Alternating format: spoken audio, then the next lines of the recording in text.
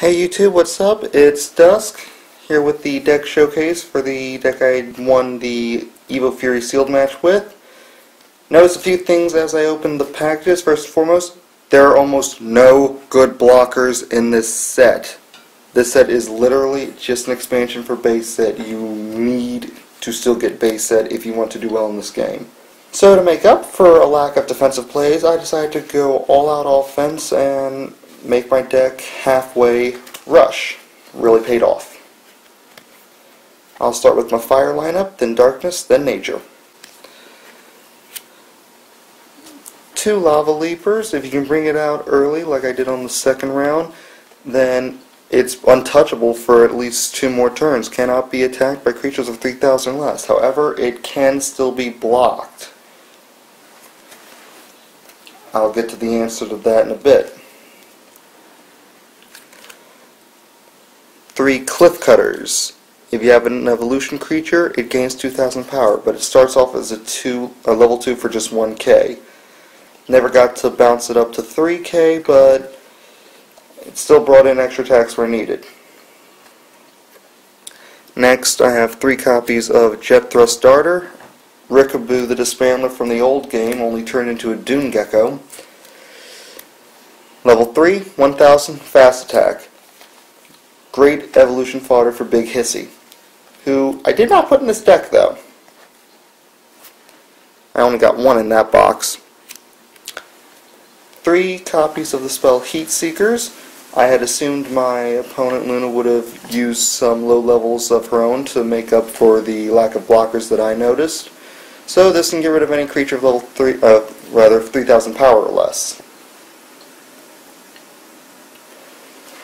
Now I didn't stick full rush. I still had to bring out some game winners just in case the opponent brought out some of their own.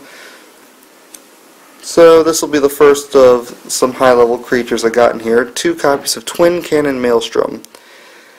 It's a 5 for 5k with the ability Extra Cannons, which gives all of your other creatures powerful attack plus 2,000. This does of course stack with any powerful attacks they already had. Moving on to darkness. 3 copies of Gigabolver. I decided not to run the Chimera evolutions in this deck, so this really is just a one-shot chance to break a shield in this deck. Level 1, 3,000 power. It attacks, it goes away, just like Marowoo's.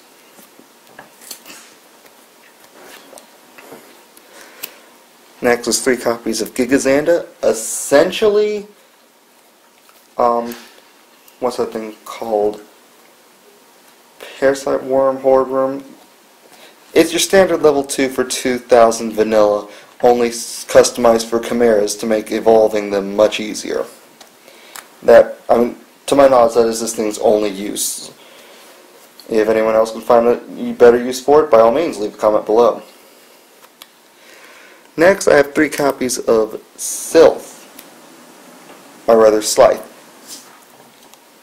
Look out for a deck involving this thing soon. I really want to make a Darkness Water deck with this and Forklift Tank Clerical. Whenever this thing attacks, level 3, 2,000 by the way, same deal as Aqua Seneschal, Razorhide, Shock and all, things like that. And just like them, has an ability when it attacks. In this case, when it attacks, the enemy takes the top card of their deck, sends it straight to the discard pile. I've always loved milling effects in card games, and I'm going to go nuts later building a deck with this and the Forklift Tank. Finally, for my Darkness lineup, I managed to pull 2 copies of Return from Beyond in that one box I had played with. It's a level 4 spell that lets you essentially cast Monster Reborn from Yu-Gi-Oh! On any non-level, or rather any non-evolution creature of level 4 or less. Just pick one of them in your discard pile, bring it out to the battle zone. I'm pretty sure that it will still have Summoning Sickness if you cast it as a regular spell, not a Shield Blast, so I'm going to need to check rulings on that. I will get back to you on that. Moving on to nature.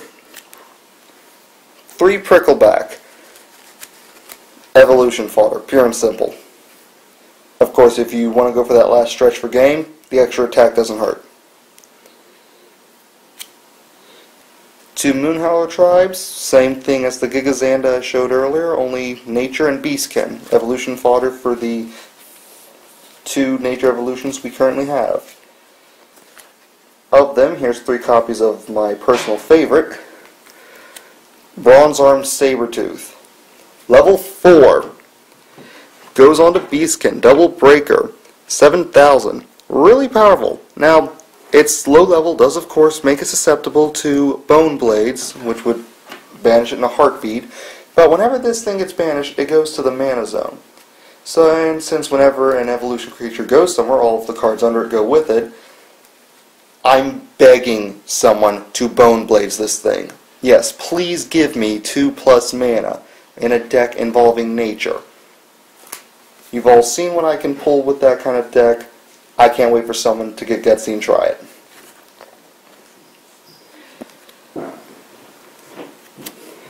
Three copies of Reap and Sow, a common we've all been looking forward to.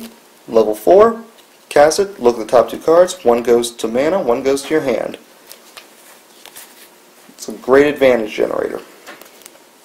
Now, since I was using more than nature in this deck, I didn't use Silverfist. I instead used this creature, 4-set Heroic Shaman, to essentially get the same abilities for 1,000 power less, and he couldn't attack creatures. That's fine. I was planning to go on a full-out offensive anyway and go for shields, which I did. And finally, 2 copies of Flamespike Tetsurion. I've already covered him before, but I'll recap for those of you who missed that video. Level 6, Armor Dragon and Beastkin like any other Tetsurion card. This evolution creature goes on top of Beastkin, just like with Sabertooth. I'll be posting up a video later today for a full-on nature deck with those 2, as well as some of my other favorites. It's a double breaker with 8,000 power, and here's the fun part. It's built to Brawl ability. While battling, this creature gets plus 6,000 power. That would jump it up to 14,000 power. Enough to stomp all over Evo Fury Tetsurion. Notice that says while battling, not while attacking, not while being attacked like Quillspike Tetsurion said. Anytime it's in a battle. Could be blocked, could be attacked, being attacked, does not matter. And I really don't see why they put that ability in unless there are cards later that would specifically affect an 8,000 creature, because right now the only real cards that can get rid of anything based on power only work on things of 5,000 and less. So I don't know why that ability is in there right now. We might see something in that Dragon set coming out in March. But yeah, that's the deck I was able to mesh together with 1 box of Evo Fury. If you are just getting into the game, I still recommend just starting off with like 12 booster packs of the base set. At retail, that is just around $50. And you can build a pretty good deck. In fact, I'll actually show the deck showcase video for that sealed match in the description below. I'm signing out, guys. I gotta start making some decks for League today.